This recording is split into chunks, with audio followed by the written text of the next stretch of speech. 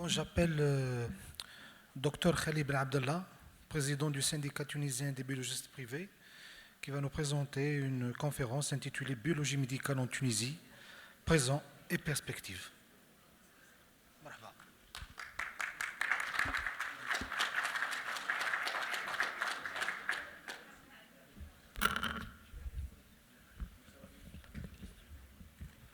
Bonjour, toujours honoré d'être parmi vous ici à Alger. Merci pour l'invitation. Donc,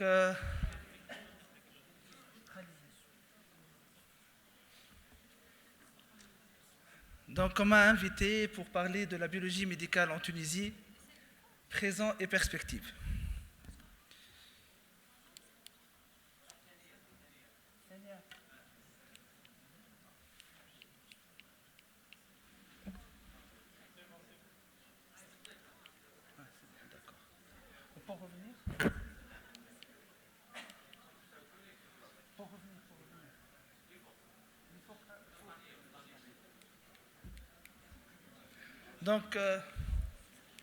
Donc, on va parler de l'état des lieux de l'exercice de la biologie médicale en Tunisie.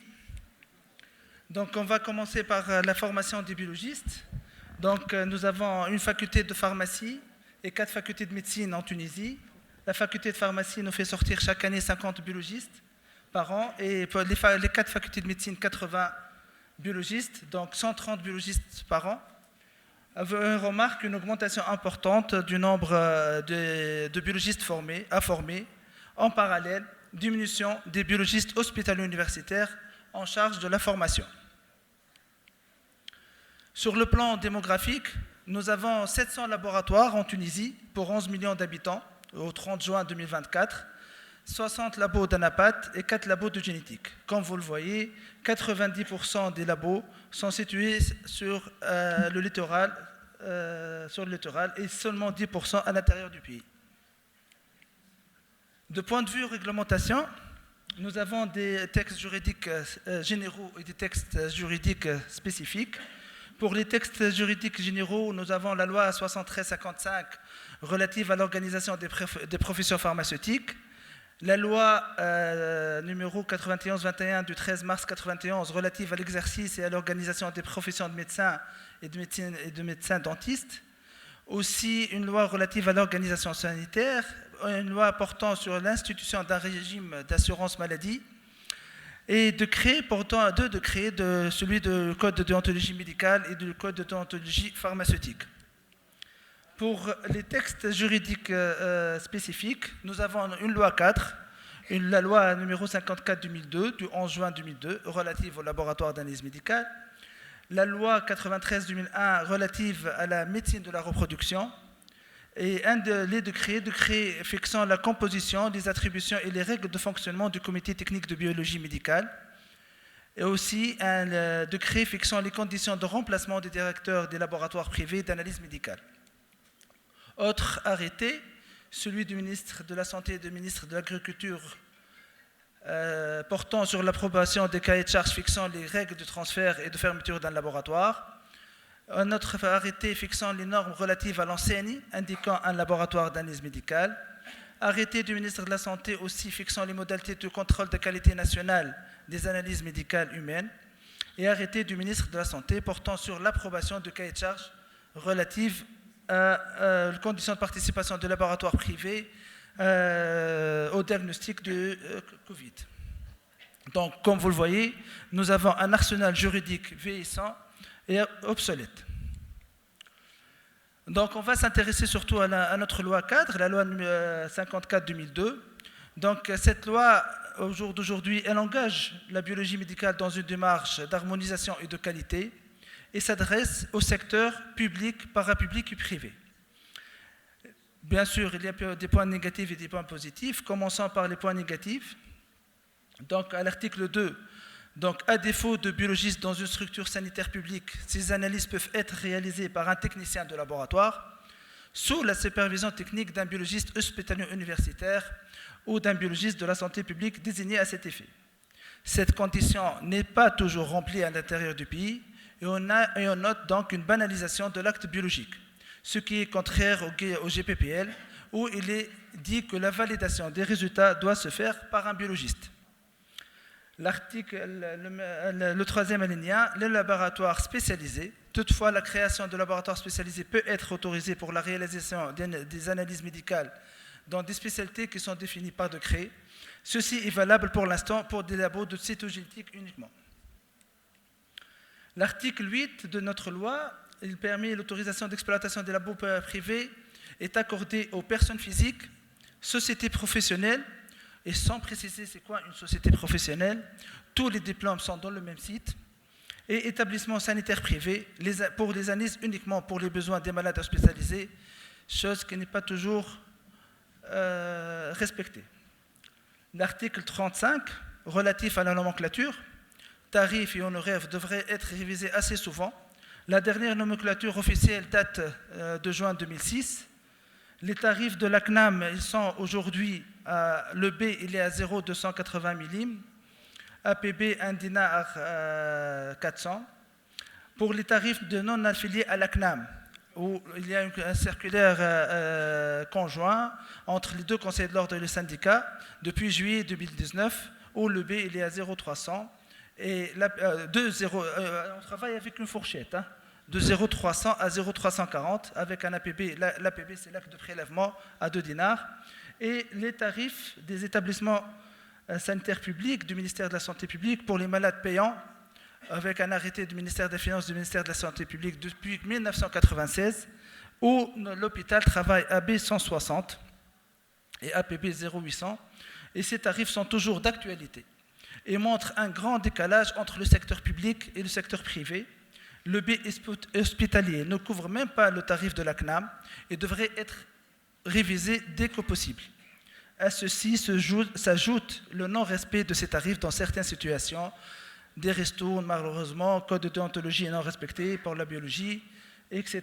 Il faudrait réviser le code de déontologie aussi afin d'y introduire des règles spécifiques à l'exercice de la biologie et à l'utilisation des moyens de télécommunication à des fins publicitaires et de concurrence déloyale. On a préparé, nous, le syndicat, une proposition de charte aux deux ordres, mais malheureusement, elle n'a pas été encore validée, surtout par l'ordre des médecins.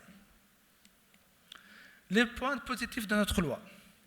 Donc, les laboratoires, au jour d'aujourd'hui, peuvent pratiquer des analyses destinées au contrôle de la salubrité des produits destinés à la consommation humaine et animale, des analyses de contrôle de l'hygiène et de l'environnement.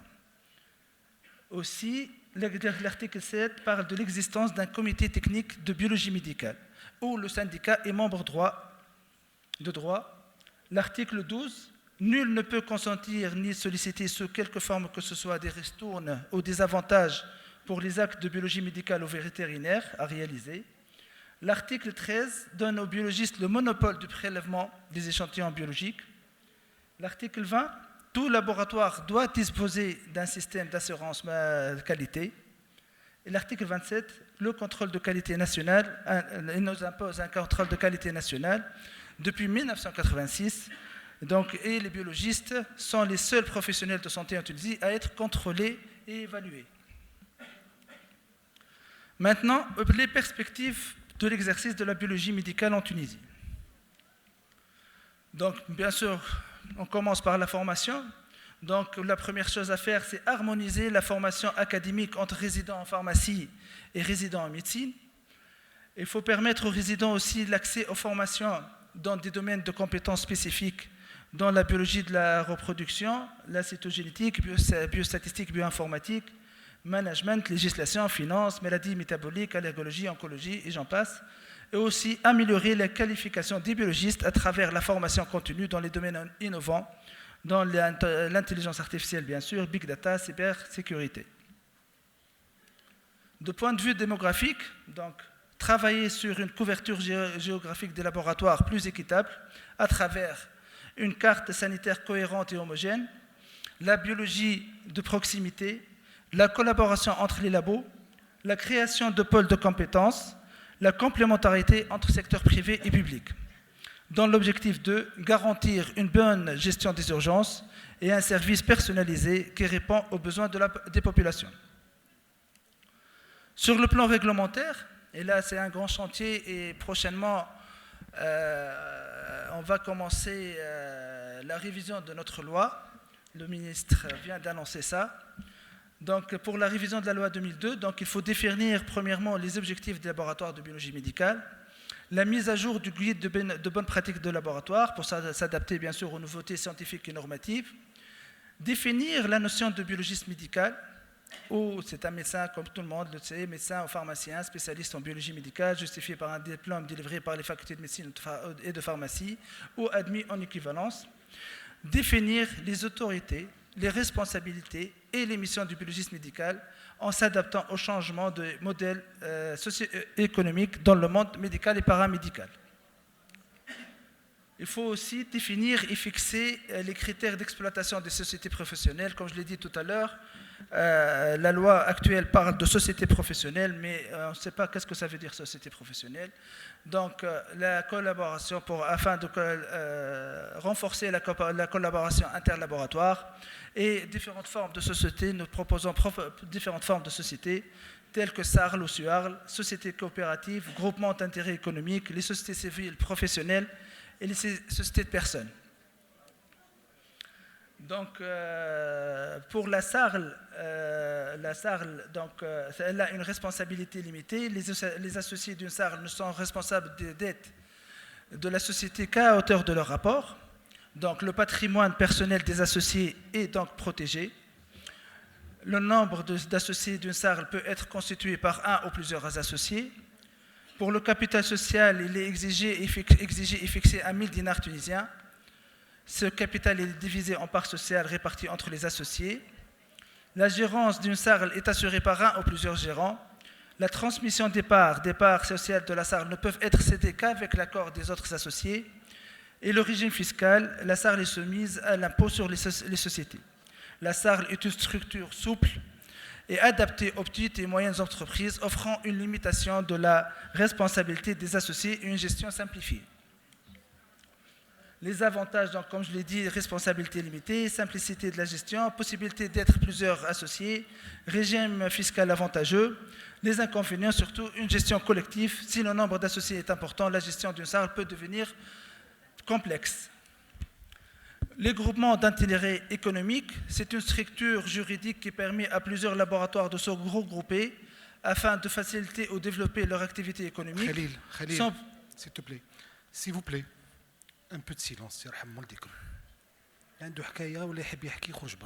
plaît. Un peu de respect.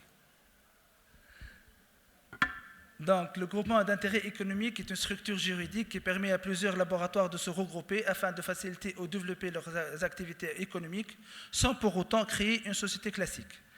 Le groupement il est régi par la législation tunisienne par une loi relative au groupement d'intérêt économique. Un groupement est une entité juridique constituée par deux ou plusieurs personnes physiques ou morales dans le but de faciliter ou de développer l'activité économique de ses membres, améliorer ou accroître les résultats économiques de ses membres. Le groupement n'a pas de vocation à réaliser des bénéfices pour lui-même. Ces activités doivent uniquement servir les intérêts économiques de ses membres en leur permettant de mutualiser certains moyens, infrastructures, automates et autres, ressources personnelles ou d'améliorer leur compétitivité. Les avantages, donc, mutualisation des ressources, comme je l'ai dit, la flexibilité, le soutien à la compétitivité, les inconvénients, responsabilité indéfinie et solidaire. Donc, les membres sont responsables des dettes du groupement, ce qui constitue un risque financier important, et absence de bénéfices propres pour le groupement. Les sociétés civiles professionnelles est un cadre juridique particulièrement adapté pour les professions libérales, y compris la biologie médicale. Elle permet de préserver l'indépendance professionnelle tout en regroupant les ressources pour résister à la pression des grands groupes. Les avantages, donc les biologistes médicaux peuvent mutualiser leurs ressources. Ce cadre empêche également l'entrée de capitaux étrangers non professionnels. Les inconvénients, absence de partage de bénéfices, responsabilité illimitée, difficulté de gestion des désaccords entre associés, rigidité de la structure, limitation des évolutions structurelles, gestion des coûts communs. Les sociétés de personnes, la société peut être entendue comme une entité économique formée par une ou plusieurs personnes qui s'engagent à mettre en commun des biens, des droits ou des capitaux au service d'un objectif commun en vue d'en partager les bénéfices et de contribuer aux pertes. Les avantages, la constitution elle est assez simple, nécessité d'un agrément pour les associés entrants et gestion par un gérant associé ou non. Il est important de souligner, dans ces formes de société, tous les actionnaires doivent être des biologistes médicaux. Le capital de la société professionnelle doit être entièrement détenu par les associés. Et une même personne physique ne peut avoir la qualité d'associé que dans une seule société professionnelle. Pour les conditions d'exercice des laboratoires, donc, en Tunisie, on envisage d'encourager la collaboration entre les laboratoires. Il est crucial d'encadrer la sous-traitance de la part des contrats formels, la responsabilité partagée, la protection des données des patients, la traçabilité des échantillons, la tarification et transparence, aspects éthiques et déontologiques. Aussi, on doit réglementer la biologie délocalisée ou pour préserver le monopole du biologiste médical et son indépendance professionnelle, où elles sont menacées par la biologie délocalisée, et aussi, pourquoi pas, un partenariat public-privé afin d'améliorer l'accès aux soins, optimiser les coûts, introduire de nouvelles technologies, garantir la continuité des soins. Donc, pour la collaboration entre différents laboratoires, biologie médicale, génétique et anapath, donc l'objectif de cette collaboration, c'est une expertise conjointe pour un diagnostic plus précis, une prise en charge personnalisée et individualisée, un terreau fertile pour la recherche et l'innovation, optimisation des ressources et harmonisation des pratiques. Les mécanismes de cette collaboration à travers une plateforme de partage des données, créer une plateforme sécurisée de partage de données entre les laboratoires. Cette plateforme permettrait aux laboratoires de partager des résultats, d'accéder à des bases de données de recherche et de collaborer sur des projets communs. Partage des infrastructures, bien sûr, encourager les laboratoires à partager les équipements coûteux, ça, surtout aujourd'hui avec les séquenceurs génétiques, les appareils de diagnostic pour améliorer leur utilisation, et la formation continue. La collaboration entre disciplines médicales doit reposer sur une structuration avancée qui combine regroupement des compétences, technologies partagées et échanges interprofessionnels. Les biologistes médicaux jouent un rôle central dans la coordination des différents acteurs, garantissant ainsi un service de qualité pour les patients. Maintenant, les laboratoires face aux défis de la biologie délocalisée, enjeux et défis de la biologie délocalisée, donc la perte du contrôle médical, la compétition avec les entreprises privées, technologie des tests rapides et la technologie des tests délocalisés tels que le POCT, réalisés en dehors du laboratoire, pharmacie, clinique, domicile, érodent également la place du biologiste médical. Quel cadre juridique pour préserver le monopole et l'indépendance du biologiste médical? Donc il faut réviser le cadre réglementaire existant.